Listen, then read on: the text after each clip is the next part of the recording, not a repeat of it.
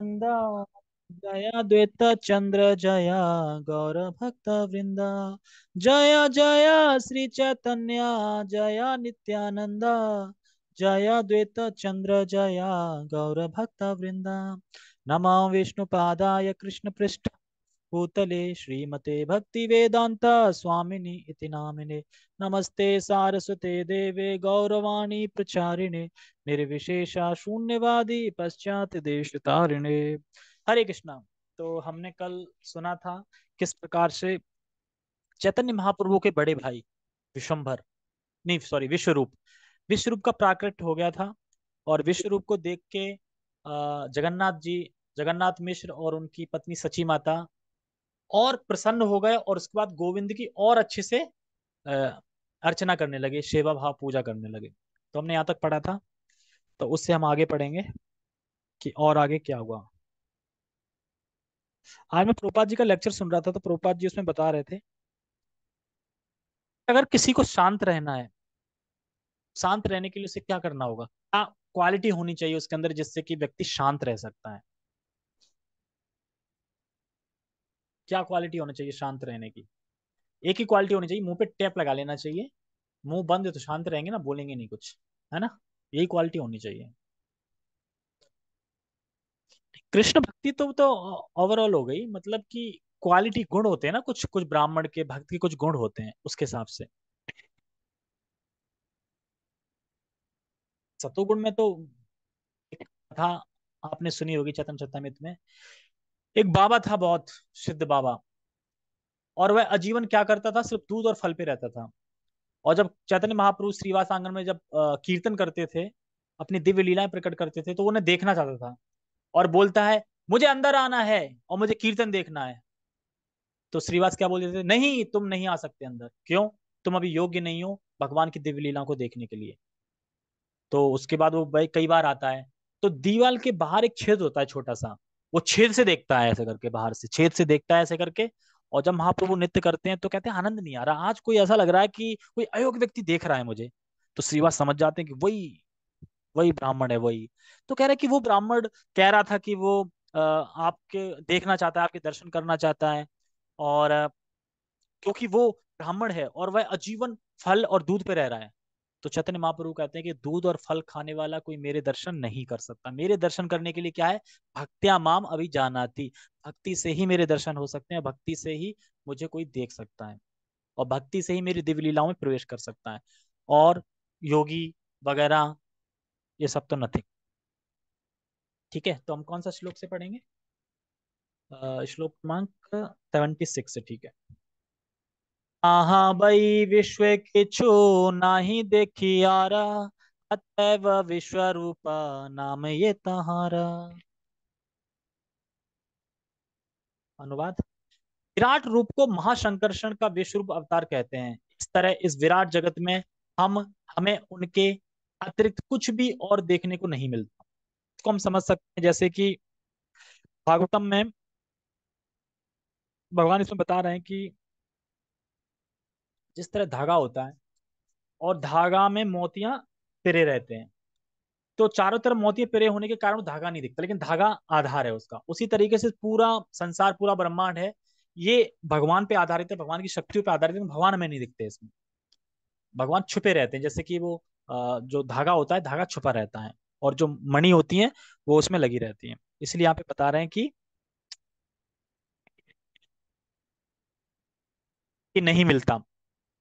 भगवान ही अपनी इस जगत, अपने से ही इस जगत के रूप में, मतलब अपने से ही इस जगत के रूप में परिणित हुए हैं, मतलब अपने आप को ही इस जगत के रूप में परिणित कर दिया। इसके कहते हैं कि कण कण में भगवान है, कण कण में परमात्मा है, बोलते हैं ना, ये इसीलिए बोलते हैं कि हर कण कण में भगवान है।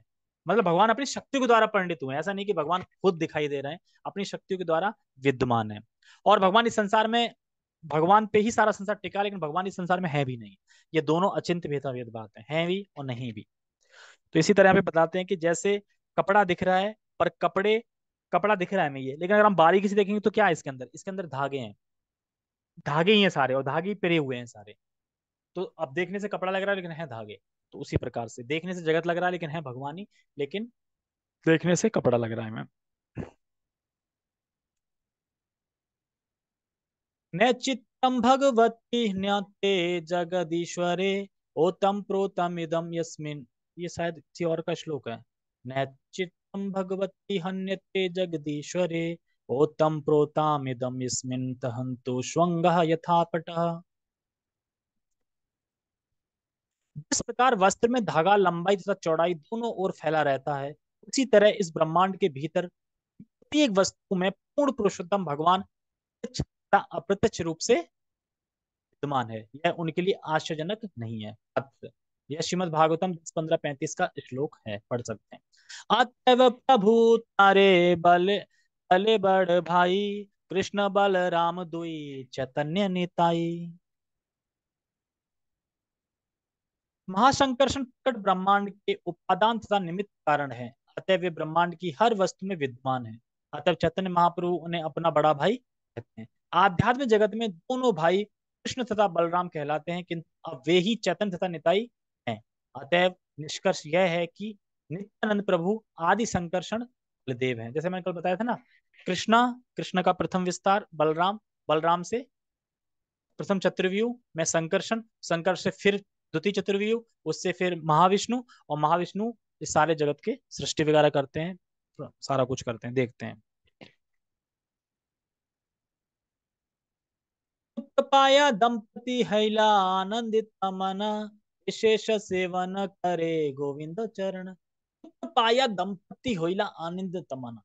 पुत्र पाने के बाद जो दंपति थे, दंपति मतलब जगन्नाथ मिश्र और सची माता, आनंद हो गई, मतलब आनंदित हो गई, खुश हो गई पुत्र पाके। पुत्र का नाम क्या है, कौन से पुत्र को पाके? निमाई। निमाई का कहाँ भी आविर्भाव हुआ है, होगा आगे। विश्व रूप की तो बात चल रही, विश्व रूप भी तो प्रकट हुए थे, अभी निमाई कहाँ प्रकट हुए? निमाई तभी होंगे प्रकट 80 नंबर श्लोक से। और विशेष सेवन करे गोविंद चरण, तो विशेष रूप से गोविंद की सेवन करने लगे। विश्व रूप को पुत्र रूप में पाकर दंपति यानी जगन्नाथ मिश्र तथा सची माता मन ही मन अत्यंत प्रसन्न थे। इसी प्रसन्नता के कारण वे गोविंद के चरण कमलों की सेवा विशेष रूप से करने लगे। भारत में एक सामान्य कहावत है, सुख में सुमिरन सब करें, सुख में करे न कोई। लेकिन यहाँ पे उल्टा है। दुख में सिमरन तो कर रहे थे, लेकिन दुख के बाद जब उन्हें पुत्र की प्राप्ति हो गई तो फिर सिमरन और बढ़ा दिया। लेकिन जनरली क्या होता है दुनिया में, भगवान के पास जाएंगे, भगवान बहुत दुखी हूँ, दो चार गड्डी टपकवा दो, आपके पास तो लक्ष्मियां हैं बहुत सारी, लक्ष्मी से कह दो अपना पल्लू झाड़ दे थोड़ा, और यहाँ बारिश हो जाए थोड़े पैसे की। और जैसी बारिश हो जाए वैसी तुम कौन मैं कौन, और फिर जब तभी तकलीफ में आ गए तो फिर भगवान के पास पहुंच गए। लेकिन ऐसा नहीं है। तो दुख में सिमरन सब करें, सुख में करे ना कोई। अगर सुख में सिमरन कर लें सब तो दुख काहे को होए, ऐसा करके श्लोक है ये। भगवत गीता 7:16 में भी इसी की पुष्टि हुई है। चतुर्विदा भजन्ते माम जना सुखिनो अर्जुना, आर्थो जिज्ञासु अर्थार्थी ज्ञानी चा भरतर्षभा। चार प्रकार के लोग मुझे भजते हैं या मेरे शरण में आते हैं।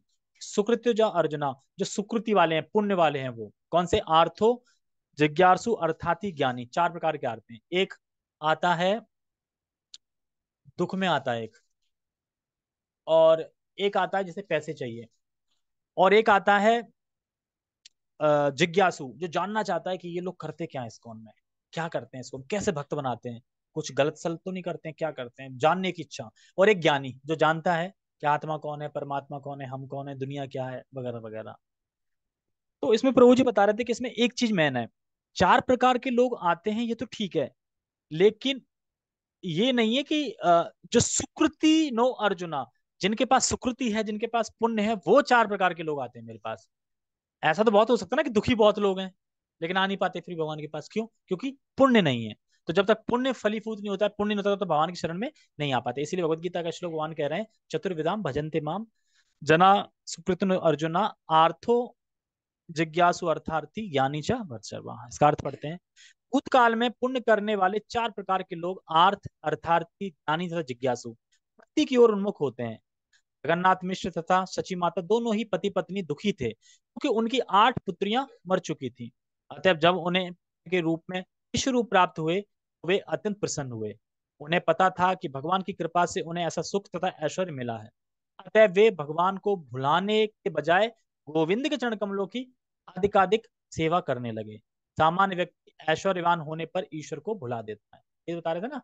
ऐसी खुश प्राप्त हो जाता है, मान लो कि भगवान के पास, भगवान बस लॉटरी लगा दो, नंबर लगाया मैंने 64, 64 नंबर आ जाए इस बार, बस 1 करोड़ का है। और जैसे ही आ गया वैसे ही भगवान को बोले, भगवान को फिर बहुत से बहुत है ना बूंदी चढ़ा देंगे, बूंदी है ना, भगवान आप बूंदी खाओ, आपको हम 100 रुपए की बूंदी खिला देंगे, और 99 लाख और कितने हजार, 99 लाख 99 हजार, ये सब हम रखेंगे, 99,900। ईश्वर को भुला देते हैं, किंतु भगवत कृपा से भक्त जितना जितना ऐश्वर्यवान होता जाता है, उतना ही भगवान की सेवा में अनुरक्त होता जाता है। जैसे कि जो भक्त होते हैं, मान लो उनकी लॉटरी लग गई, लॉटरी तो लगेगी नहीं क्योंकि गैमलिंग नहीं करते, खेलते नहीं है भक्त तो, किसी न किसी प्रकार से मान लो कि पैसा है, तो उनकी भक्ति और बढ़ जाती है, मतलब कि और फैसिलिटी अच्छी कर देते हैं। अल्टर अच्छा नहीं है तो अल्टर खरीद के ले आएंगे नया, है ना, अच्छा करके। घर नहीं है तो घर भगवान के लिए बढ़िया बना देंगे, मृदंग खरीद लेंगे, करताल खरीद लेंगे, बढ़िया कीर्तन, मतलब फैसिलिटी और बढ़ा देंगे अगर पैसा है तो। लेकिन भगवान को भूलते नहीं है और भगवान को याद करने लगते हैं। अब यहाँ से शुरू हो रहा है महाप्रभु के बारे में, चैतन्य महाप्रभु जो 500 साल पहले बंगाल राज्य में आए थे, नदिया में। भगवान हरि संकीर्तन का प्रचार करने के लिए, और कलयुग में जो त्रस्त लोग हैं, जो बिल्कुल मंद हैं, मुग्ध हैं, उनका उद्धार करने के लिए। तो हम पढ़ते हैं उनके बारे में। 1406 शेष माघ मासे, जगन्नाथ सचिर देहे कृष्ण रे प्रवेश। शक संवत 1406 के माध, यानी 1485 का जनवरी मास में भगवान कृष्ण जगन्नाथ मिश्र तथा सची देवी दोनों ही के शरीर में प्रविष्ट हुए। समझ में आया? जैसे ही कृष्ण प्रकट हुए थे, देव की माता, सॉरी क्या नाम था, वसुदेव, वासुदेव के जब मन में आए थे, वसुदेव के मन से फिर उनके घर में चले गए थे देवी। इसी प्रकार से यहाँ हुआ है, बिल्कुल सेम टू सेम, मतलब कोई ज्यादा वो नहीं है, तो हम समझते हैं। तो जनरली 10 मास तक बच्चे रहते हैं, लेकिन इसमें देखो क्या बता रहे हैं तात्पर्य। श्री चैतन्य महाप्रभु का जन्म फाल्गुन मास में शक संवत यानी 1407 यानी 1486 में हुआ। किंतु हम देखते हैं कि अपने माता पिता के शरीर में उनका प्रवेश माघ मास शक संवत 1406 में ही हो चुका था। इस तरह वे अपने जन्म से पूरे 13 मास पूर्व माता पिता के शरीर में प्रविष्ट हुए थे।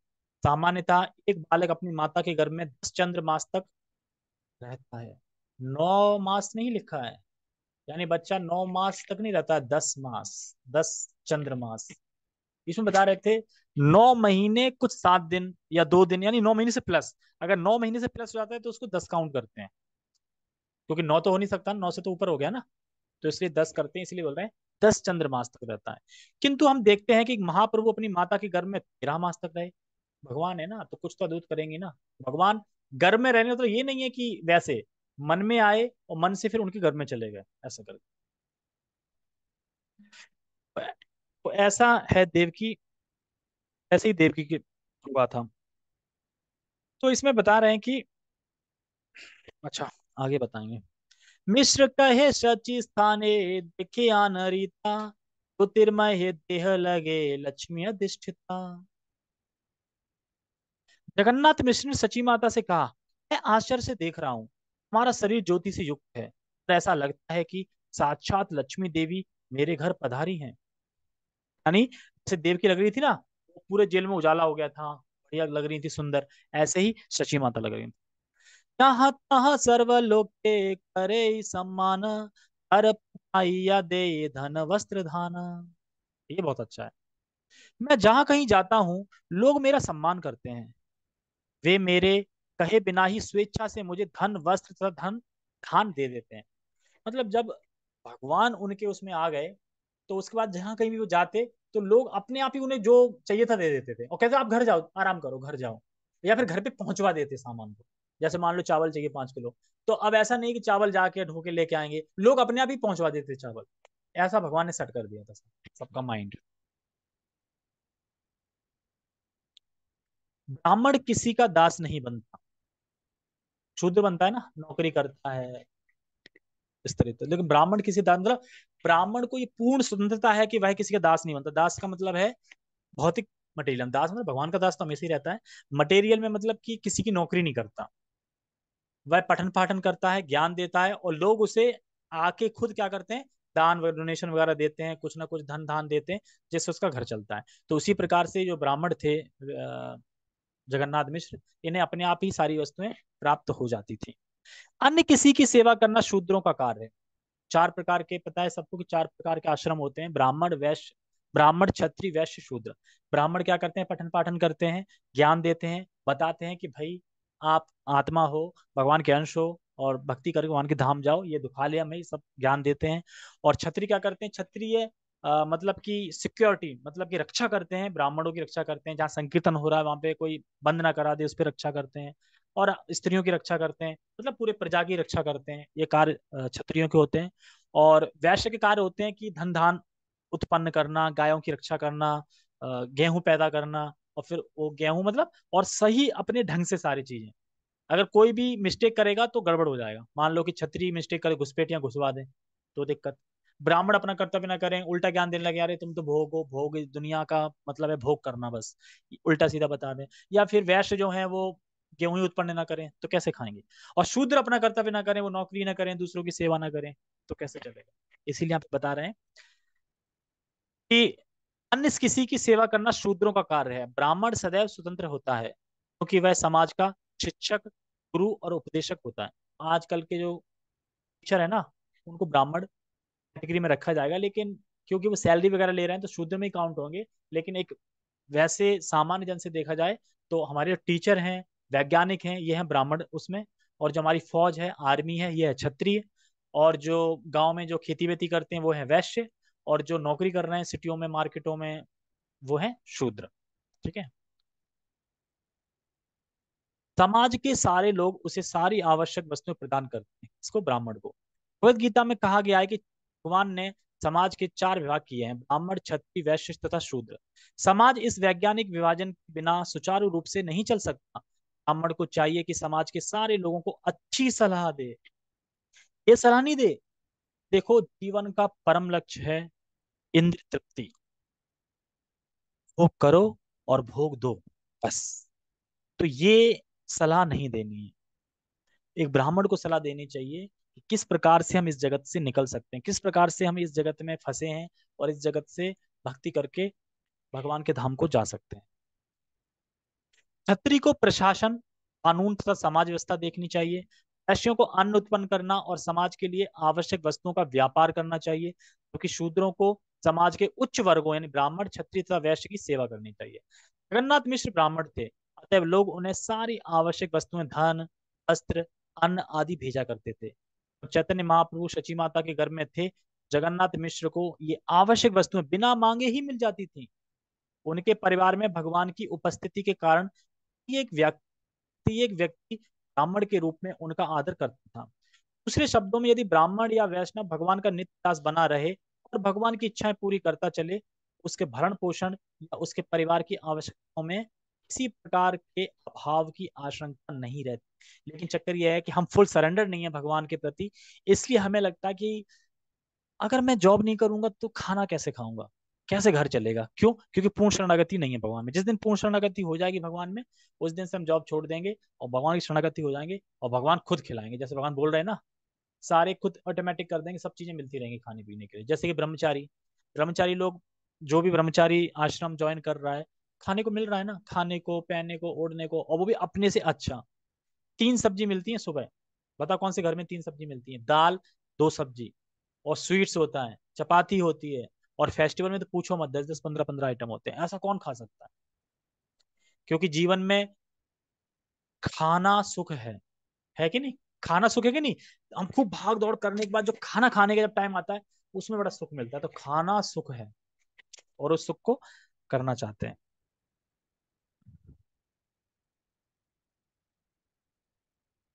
चाची कहे मुची देखो आकाश ऊपरे, दिव्य मूर्ति लोक सब ये न स्तुति करे। सची माता ने अपने पति से कहा मुझे भाई आकाश में अत्यंत विचित्र तेजो में पुरुष प्रकट होते दिख रहे हैं, मानव स्तुति कर रहे हो। क्या आपको याद आ रहा है कि कृष्ण लीला में भी देवता स्तुति करते हैं ना, गर्भ स्तुति, और यहाँ भी स्तुति कर रहे हैं ना।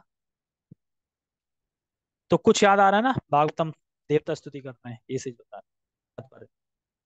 पृथ्वी पर हर कोई जगन्नाथ मिश्र का आदर करता था और उन्हें सारी आवश्यक वस्तुएं प्राप्त होती रहती थी। इसी तरह शची माता ने हर आकाश में अनेक देवताओं को अपनी स्तुति करते देखा, क्योंकि उनके गर्भ में श्री चैतन्य महाप्रभु उपस्थित थे। श्री चैतन्य महाप्रभु की जय। जगन्नाथ मिश्र कहे स्वप्न ई दिखिल, ज्योतिर्मय धाम मोरे हृदय पाशिल। जगन्नाथ मिश्र ने भी कहा, मैंने सपने में भगवान के जो ये जो मैं धाम को अपने हृदय में प्रवेश करते हुए देखा। यानी वो सपने में क्या देख रहे हैं कि पूरा जो भगवान का धाम है वो पूरा मेरे हृदय में प्रवेश कर रहा है, क्योंकि भगवान अकेले नहीं आते हैं, भगवान अपने पूरे धाम को लेके आते हैं। हमें लगेगा कि ये कैसे हो सकता है। ये बताओ भगवान क्या नहीं कर सकते? अगर वो गॉड है, भगवान है, तो वो तो कुछ भी कर सकते हैं। আমার हृदय हेते गेला तुम्हार हृदय, हे ना बूझी जा जन्मे बेना कौन महाशय। फिर यह मेरे हृदय से निकलकर तुम्हारे हृदय में प्रविष्ट हुआ। हृदय में प्रविष्ट हुआ मतलब अब सची माता के गर्भ में प्रविष्ट हो गए चैतन्य महाप्रभु। इसलिए मुझे लगता है कि शीघ्र ही किसी महापुरुष का जन्म होगा। हरि हरि वो। इत बलि बह रहे हर्षित हैया, शालिग्राम सेवा करे विशेष करिया। ये तात्पर्य बहुत बड़ा है, तो 86 नंबर श्लोक से हम कल पढ़ेंगे, क्योंकि इसका तात्पर्य लंबा है। थोड़ा समझाना पड़ेगा किस प्रकार से एक ब्राह्मण जो अपने आप को बोल रहा है ब्राह्मण है, तो उसे शालिग्राम की पूजा करनी ही चाहिए। ब्राह्मण का कर्तव्य होता है शालिग्राम की पूजा करना। और शालिग्राम की पूजा करने का मतलब होता है स्वयं विष्णु की पूजा करना। और विष्णु की पूजा करने का मतलब होता है कि वह जो कुछ भी खाता है वो प्रसाद ही खाता है। लेकिन आजकल के ब्राह्मण क्या है? एक ब्राह्मण प्रभु जी बता रहे थे कि वो किसी नगर से निकल रहे थे, तो वहां पे एक विग्रह थे और शालिग्राम रखे थे। और वो ब्राह्मण चाय का भोग लगा रहा था, वो भी कैसे करके, वो स्वाहाया से करके, चाय पी लो चाय। तो शालिग्राम भगवान भी सोच रहे हैं कि चाय की बारिश कहाँ से हो रही है। भोग भी नहीं लगा रहा है, मतलब कि चाय की बौछार कर रहा है ऐसे करे, पता नहीं बौछार पहुंच भी रही थी कि नहीं पहुंच रही थी। तो ऐसा नहीं करना है, इससे अपराध होता है। ठीक है, बाकी हम शालिग्राम के बारे में कल पढ़ेंगे विस्तार से। ठीक है, आज समय हो गया है। जगत गुरु शील प्रभुपाद की जय, चैतन्य महाप्रभु की जय, निताय निताय गौर प्रेमानंदे। हरे कृष्णा।